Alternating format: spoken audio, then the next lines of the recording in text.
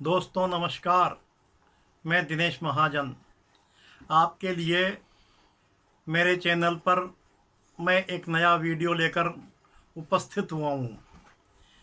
वैसे तो यह वीडियो पिछली बार मैंने एक वीडियो डाला था, स्वर विज्ञान का जीवन में उपयोग, उससे जुड़ा हुआ है। दोस्तों, उस विषय को मैंने पिछले वीडियो में स्वास्थ्य से संबंधित जानकारी तक सीमित रख के ही यह वीडियो समाप्त कर दिया था। दोस्तों, कुछ लोगों की मांग पर मैं स्वर विज्ञान के विषय में आप लोगों को थोड़ी और जानकारी देना चाहता हूँ। लेकिन इस वीडियो में आगे बढ़ने से पहले मैं आपसे एक निवेदन करना चाहता हूँ। अगर आपने मेरा चैनल अभी तक सब्सक्राइब नहीं किया है तो मेरे चैनल को सब्सक्राइब कर लीजिए, साथ ही बेल आइकन के बटन को भी दबा दीजिए। और अगर आपको यह वीडियो पसंद आए तो इस वीडियो को लाइक ज़रूर कीजिए और शेयर भी कीजिए। तो दोस्तों, आइए चलते हैं। दोस्तों, उस वीडियो से आगे बढ़कर मैं आपको थोड़ी सी जानकारी और देना चाहता हूँ। मैंने पिछले वीडियो में सुषुम्ना नाड़ी में क्या करना चाहिए और क्या नहीं करना चाहिए, यह जानकारी आप लोगों को नहीं दी थी। मैं इस वीडियो में वह जानकारी आपको दे देता हूँ। सुषुम्ना नाड़ी सूर्य स्वर और चंद्र स्वर के मध्य जब दोनों एक साथ चलते हों, यानी कि दाईं नासिका छिद्र से और बाईं नासिका छिद्र से समान रूप से श्वास आ और जा रही है, तो उस श्वास के आवागमन को हम सुषुम्ना नाड़ी चलना कहते हैं। दोस्तों, हमारे अध्यात्म में यही एक संधि काल होता है। संधि काल के समय हमें हमारे मन में अच्छे विचार लाना चाहिए, हमारी उन्नति का विचार मन में लाना चाहिए, दूसरे की भलाई का विचार हमारे मन में लाना चाहिए।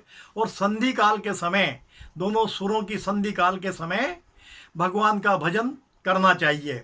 अनावश्यक बात कभी आप इस वक्त मत सोचिए, क्योंकि इस समय जो भी आप विचार मन में लाते हैं, अगर पूर्ण रूप से आपका सुषुम्ना नाड़ी चल रही है तो आप जो भी उस समय विचार मन में लाएंगे, निश्चित रूप से ईश्वर की दया से वो जरूर पूरा होगा।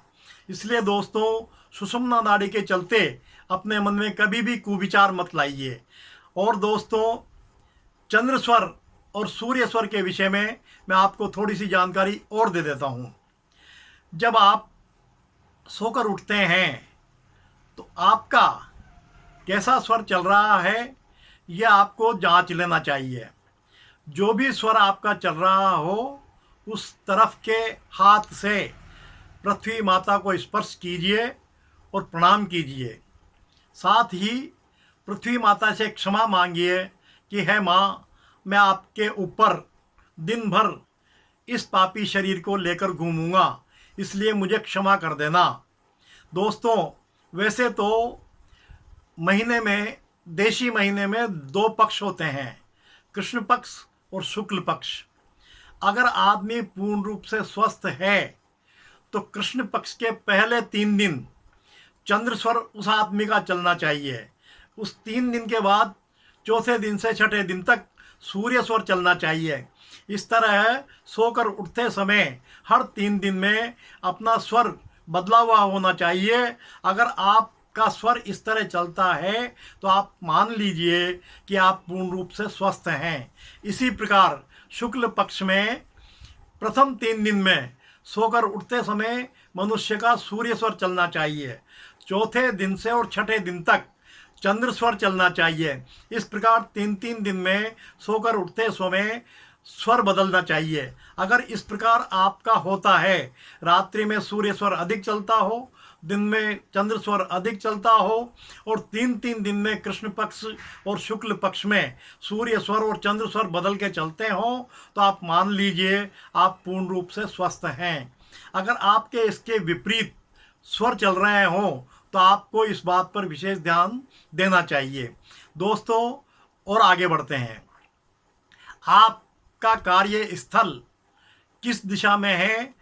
अगर आपका कार्यस्थल दक्षिण दिशा और पश्चिम दिशा में है आपके निवास स्थान से, तो दोस्तों आप जब भी घर के बाहर निकलते हैं अपने कार्यस्थल पर जाने के लिए, या अपनी नौकरी पर जाने के लिए, या अपनी दुकान पर जाने के लिए, तो जो स्वर आपका उस समय चल रहा होता है, वैसे तो अगर आपको अधिक सफलता प्राप्त करनी है तो दक्षिण दिशा में और पश्चिम दिशा में जाने के लिए, अपने कार्यस्थल पर जाने के लिए उस समय चंद्र स्वर चलाइए और फिर अपने कार्यस्थल पर जाइए। चंद्र स्वर चला करके बायां पैर और बायां हाथ घर के बाहर, घर के दरवाजे के बाहर निकालिए, फिर अपने कार्यस्थल पर जाइए। आप देखिए, दूसरे दिनों की अपेक्षा अगर आप ये प्रयोग करते हैं तो आपको निश्चित रूप से अधिक सफलता मिलेगी। इसी प्रकार आपका कार्यस्थल या आपका ऑफिस या आपकी दुकान उत्तर दिशा या पूरब दिशा में है, तो आपको अपने कार्यस्थल पर या नौकरी पर जाने के लिए सूर्य स्वर चला करके अपने कार्यस्थल पर जाना चाहिए। उसके लिए आप बाईं करवट सोइए थोड़ी देर और आपका सूर्य स्वर चलेगा। आप घर के दरवाजे के बाहर दायां पैर और दायां हाथ एक साथ बाहर निकालिए और अपने कार्यस्थल पर जाइए। आप दूसरे दिनों की अपेक्षा देखिए, आपको सफलता में अपने अधिक लगेगा कि मुझे अधिक सफलता मिल रही है।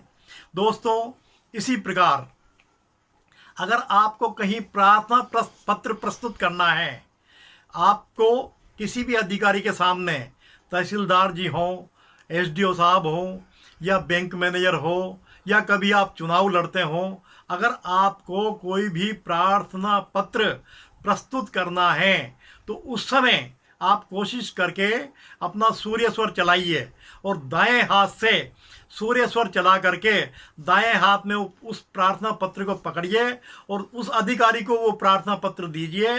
आपके प्रार्थना पत्र पर, या आप चुनाव लड़ते हैं तो आपको निश्चित रूप से उसमें विजयश्री मिलने की 100% संभावना रहेगी और वो अधिकारी भी आपकी बात को पूर्ण रूप से मानने का प्रयास करेगा।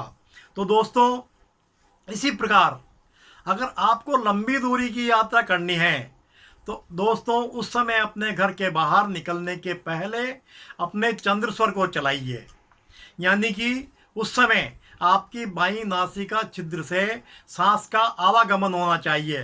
कहीं भी लंबी दूरी की यात्रा करनी हो तो आपके चंद्र स्वर के चलते समय अगर आप घर के बाहर जाते हैं तो आपको किसी भी प्रकार की दुर्घटना की आशंका नहीं रहेगी। तीसरी बात, आगे बढ़ते हैं। अगर आपको कोई क्रूर कर्म करना है, जैसे आप अदालत में जाते हैं, कोई आपका विवाद है, उसका निपटारा करना है, तो आप दोस्तों अपने घर के बाहर निकलते समय कोशिश करके सूर्य स्वर को चलाइए। आपको निश्चित रूप से उस विवाद में, उस केस में, उस झगड़े में आपको निश्चित रूप से सफलता प्राप्त होगी। तो दोस्तों, जो मैं आपको बता रहा हूँ स्वर विज्ञान के विषय में, ये बहुत पुराना विज्ञान है, इसको आप विज्ञान ही मानिए। ये कोई आध्यात्मिक चीज़ें नहीं है या कोई टोने टोटके नहीं है। यह विज्ञान हमारे शरीर से जुड़ा हुआ है। इस विज्ञान को लोगों ने कहा है, पुराने ऋषि मनीषियों ने कहा है कि आत्मा ही परमात्मा। ये विज्ञान हमारे आत्मा से, हमारे मन से जुड़ा हुआ है, हमारे शरीर से जुड़ा हुआ है। इसका उपयोग अगर आप तरीके से करते हैं तो दोस्तों निश्चित मानिए आपको आपके जीवन में कई बार कदम कदम पर पूरी सफलता मिलेगी। तो दोस्तों, मेरी बात पर ध्यान दीजिए और अपने जीवन को सफल बनाइए। नमस्कार।